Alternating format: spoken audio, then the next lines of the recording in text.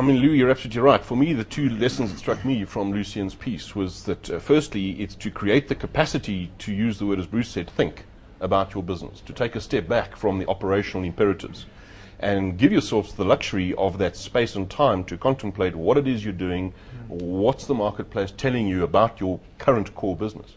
And the other, I guess, is not to be trapped by what you're currently engaged with. You know, it's the old story, what do Black and Decker do? They're in power tools, everyone would say. Well, I think they're in the whole business.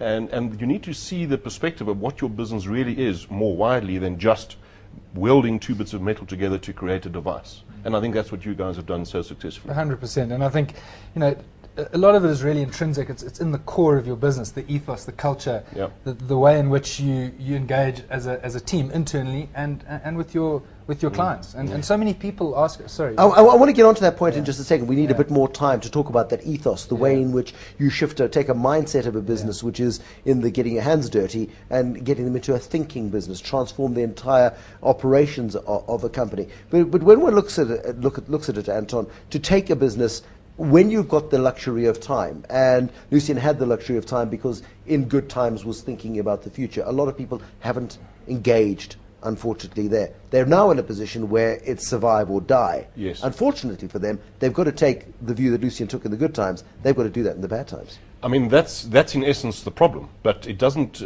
take away the need to do it. The imperative, the operating urgencies of the day, be it cash flow, be it turnover, you know, and all of those good things, make it much more difficult to do. But the market turbulence demands that, in fact, you do that, because somewhere else in the world, other players are looking at the same turbulence through a different set of lenses and looking for the opportunities.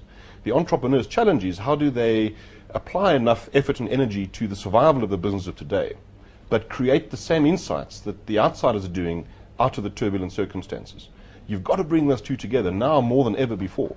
So I think what we're seeing a lot of is entrepreneurs waking up to the fact that I can't just focus internally on creating the survival parameters for the business. I have to lift my eyes beyond the ramparts and say the future that I thought was coming at me is still coming, but it's different, and I'm not ready for it.